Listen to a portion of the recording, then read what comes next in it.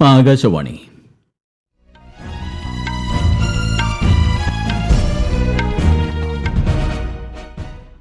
നമസ്കാരം. വാർത്തകൾ വായിക്കുന്നത് ഗോപകുമാർ.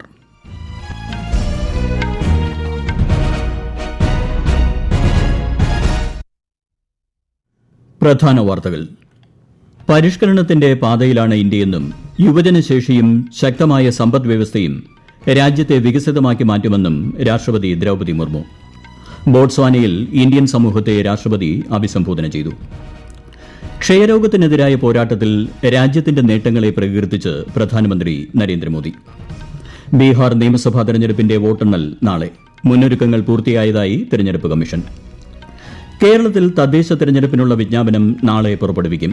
നാമനിർദ്ദേശ പത്രികകൾ നാളെ മുതൽ ഈ മാസം 21 വരെ സമർപ്പിക്കാം.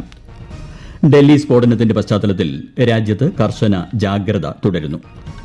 ഇന്ത്യ ദക്ഷിണാഫ്രിക്ക ടെസ്റ്റ് ക്രിക്കറ്റ് പരമ്പരയിലെ ആദ്യ മത്സരം നാളെ.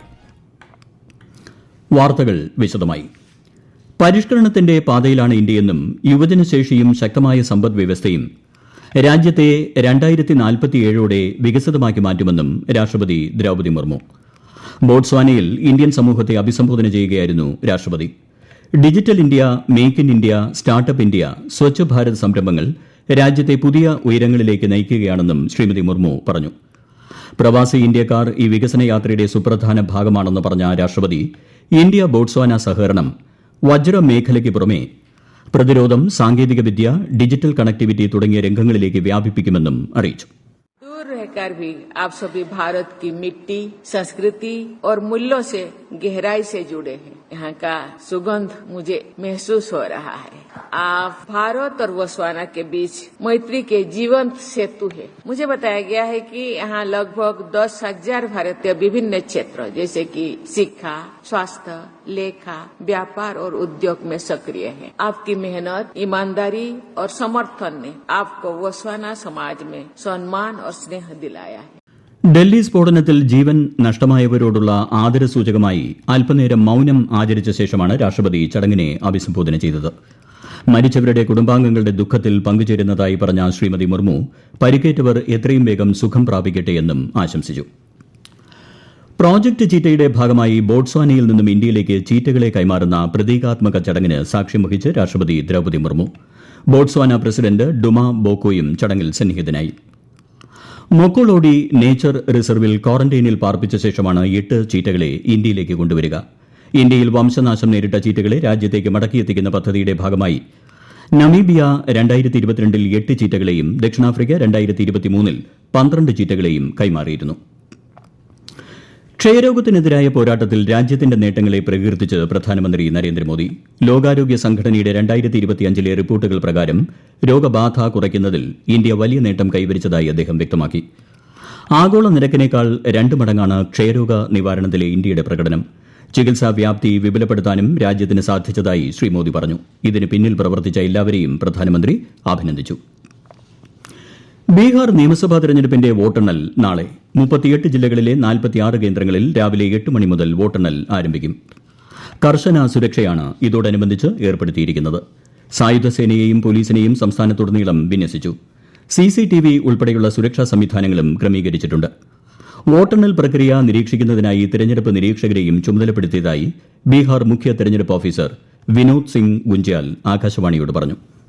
हमारे 46 काउंटिंग सेंटर्स हैं जहां बिहार के सभी 243 विधानसभा क्षेत्रों के लिए मतों की गणना की जाएगी. काउंटिंग सेंटर्स CCTV वीडियोग्राफी से फुली कवर्ड हैं और कल 8 बजे से मतगणना का प्रारंभ शुरू हो जाएगा और उसके बाद मोस्ट प्रॉब्ली 9, 9:15 से हम लोग को रुझान आने शुरू हो जाएंगे और जब तक कंप्लीट नहीं होगा चलता रहेगा.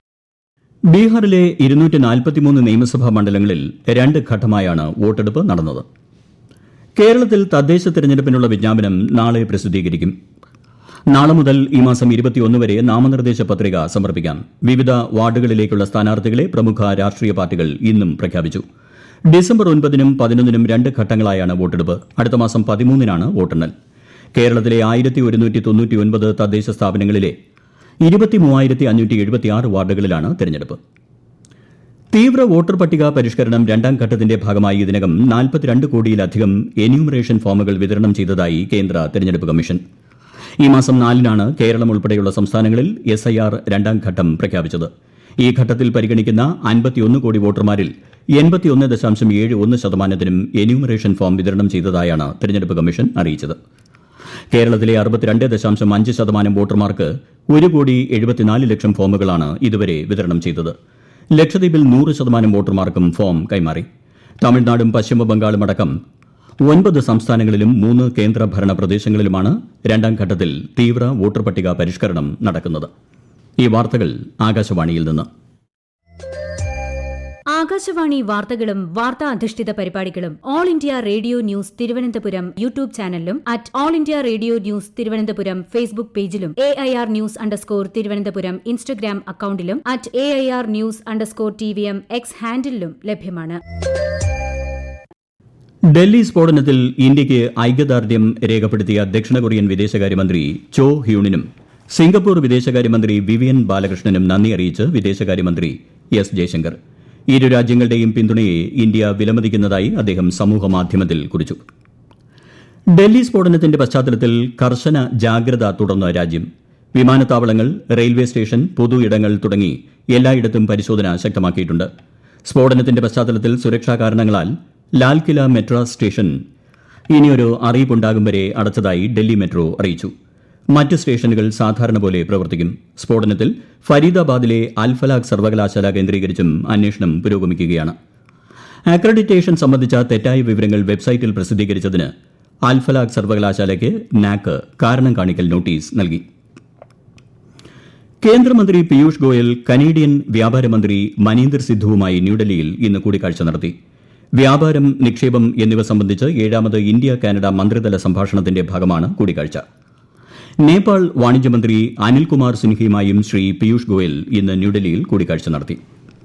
വിരമിച്ച കേന്ദ്ര ജീവനക്കാർക്ക് DA വർധനയും പെൻഷൻ പരിഷ്കരണവും 2025 ധനകാര്യ നിയമപ്രകാരം ഇനി മുതൽ അനുവദിക്കില്ലെന്ന തരത്തിൽ സമൂഹമാധ്യമത്തിൽ നടക്കുന്ന പ്രചാരണം തെറ്റാണെന്ന് കേന്ദ്ര സർക്കാർ. ഇത്തരം ഒരു പ്രഖ്യാപനവും സർക്കാർ നടത്തിയിട്ടില്ലെന്നും വ്യാജ വാർത്തകൾ വിശ്വസിക്കരുതെന്നും പ്രസ് ഇൻഫർമേഷൻ ബ്യൂറോ അറിയിച്ചു. ഇന്ത്യ ദക്ഷിണാഫ്രിക്ക ടെസ്റ്റ് ക്രിക്കറ്റ് പരമ്പരയിലെ ആദ്യ മത്സരം നാളെ കൊൽക്കത്തയിലെ ഈഡൻ ഗാർഡൻസിൽ ഇന്ത്യൻ സമയം രാവിലെ 9:30-നാണ് മത്സരം. രണ്ടാമത്തെയും അവസാനത്തെയും മത്സരം നവംബർ 22 മുതൽ 26 വരെ ഗുവാഹത്തിയിൽ നടക്കും. രാജ്യത്തെ ഓഹരി വിപണികളിൽ നേരിയ നേട്ടം. സെൻസെക്സ് 12 പോയിന്റ് ഉയർന്ന് 84,479-ലും നിഫ്റ്റി 3 പോയിന്റ് ഉയർന്ന് 25,879-ലും വ്യാപാരം അവസാനിപ്പിച്ചു. സ്വർണ്ണവിലയിൽ വൻ കുതിപ്പ്. പവന് വില ഇന്ന് 2 തവണയായി 2,280 രൂപ വർദ്ധിച്ച് 94,320 രൂപയായി. സംസ്ഥാനത്തെ വിവിധ ജില്ലകളിൽ ഒറ്റപ്പെട്ട ശക്തമായ മഴയ്ക്ക് സാധ്യതയെന്ന് കേന്ദ്ര കാലാവസ്ഥാ വകുപ്പ്. തിരുവനന്തപുരം, കൊല്ലം, പത്തനംതിട്ട ജില്ലകളിൽ ഇന്ന് മഞ്ഞ ജാഗ്രത പ്രഖ്യാപിച്ചു. ശക്തമായ കാറ്റിനും മോശം കാലാവസ്ഥയ്ക്കും സാധ്യതയുള്ളതിനാൽ കേരള, ലക്ഷദ്വീപ് തീരങ്ങളിൽ ഇന്ന് മത്സ്യബന്ധനത്തിന് വിലക്ക് ഏർപ്പെടുത്തി. നിലവിലെ കാർഷിക ആവശ്യകതകൾക്ക് അനുസൃതമായി 2025 വിത്ത് ബില്ലിന് രൂപം നൽകി കേന്ദ്ര സർക്കാർ. 1966 വിത്ത് നിയമത്തിന് പകരമായാണ് നിർദ്ദിഷ്ട നിയമനിർമ്മാണമെന്ന് കൃഷി മന്ത്രാലയം അറിയിച്ചു. കർഷകരുടെ അവകാശങ്ങൾ സംരക്ഷിക്കുക, വിത്ത് വിതരണ ശൃംഖലകളിൽ സുതാര്യതയും ഉത്തരവാദിത്വവും ഉറപ്പാക്കുക എന്നിവയും ബില്ലിലൂടെ ലക്ഷ്യമിടുന്നു. വിത്തുകളുടെ ഗുണനിലവാരം നിയന്ത്രിക്കുന്നതിനും താങ്ങാനാവുന്ന വിലയിൽ ഉന്നത ശേഷിയുള്ള വിത്തുകൾ കർഷകർക്ക് ഉറപ്പാക്കുന്നതിനും ബില്ലിൽ വ്യവസ്ഥയുണ്ട്. കരട് ബില്ലിനെക്കുറിച്ചുള്ള അഭിപ്രായങ്ങളും നിർദ്ദേശങ്ങളും അടുത്ത മാസം 11 വരെ മന്ത്രാലയത്തിന്റെ ഔദ്യോഗിക വെബ്സൈറ്റിൽ സമർപ്പിക്കാം. പ്രധാനമന്ത്രി നരേന്ദ്രമോദി ഈ മാസം 19-ന് കോയമ്പത്തൂർ സന്ദർശിക്കും. തമിഴ്നാട്ടിലെ കർഷക സംഘടനകൾ സംഘടിപ്പിക്കുന്ന ദക്ഷിണേന്ത്യൻ ജൈവ കൃഷി ഉച്ചകോടിയെ അദ്ദേഹം അഭിസംബോധന ചെയ്യും. 50ഓളം ജൈവ കർഷകരുമായി പ്രധാനമന്ത്രി സംവദിക്കും. ബലൂചിസ്ഥാന്റെ വിവിധ മേഖലകളിൽ മൊബൈൽ ഫോൺ, ഇന്റർനെറ്റ് സേവനങ്ങൾ നിർത്തിവെച്ച് പാക് ഭരണകൂടം. മുൻകരുതലിന്റെ ഭാഗമായാണ് നടപടി. വ്യാപാര പ്രവർത്തനങ്ങളെയും സാധാരണ ജനജീവിതത്തെയും ഇത് സാരമായി ബാധിച്ചതായാണ് റിപ്പോർട്ടുകൾ. പ്രധാന വാർത്തകൾ വീണ്ടും. പരിഷ്കരണത്തിന്റെ പാതയിലാണ് ഇന്ത്യയെന്നും യുവജനശേഷിയും ശക്തമായ സമ്പദ് വ്യവസ്ഥയും രാജ്യത്തെ വികസിതമാക്കി മാറ്റുമെന്നും രാഷ്ട്രപതി ദ്രൌപദി മുർമു. ബോട്സ്വാനയിൽ ഇന്ത്യൻ സമൂഹത്തെ രാഷ്ട്രപതി അഭിസംബോധന ചെയ്തു. ക്ഷയരോഗത്തിനെതിരായ പോരാട്ടത്തിൽ രാജ്യത്തിന്റെ നേട്ടങ്ങളെ പ്രകീർത്തിച്ച് പ്രധാനമന്ത്രി നരേന്ദ്രമോദി. ബീഹാർ നിയമസഭാ തെരഞ്ഞെടുപ്പിന്റെ വോട്ടെണ്ണൽ നാളെ. മുന്നൊരുക്കങ്ങൾ പൂർത്തിയായതായി തെരഞ്ഞെടുപ്പ് കമ്മീഷൻ. കേരളത്തിൽ തദ്ദേശ തെരഞ്ഞെടുപ്പിനുള്ള വിജ്ഞാപനം നാളെ പുറപ്പെടുവിക്കും. നാമനിർദ്ദേശ പത്രികകൾ നാളെ മുതൽ ഈ മാസം 21 വരെ സമർപ്പിക്കാം. ഡൽഹി സ്ഫോടനത്തിന്റെ പശ്ചാത്തലത്തിൽ രാജ്യത്ത് കർശന ജാഗ്രത തുടരുന്നു. ഇന്ത്യ ദക്ഷിണാഫ്രിക്ക ടെസ്റ്റ് ക്രിക്കറ്റ് പരമ്പരയിലെ ആദ്യ മത്സരം നാളെ. വാർത്തകൾ കഴിഞ്ഞു. അടുത്ത വാർത്താ പ്രക്ഷേപണം രാത്രി 8:35.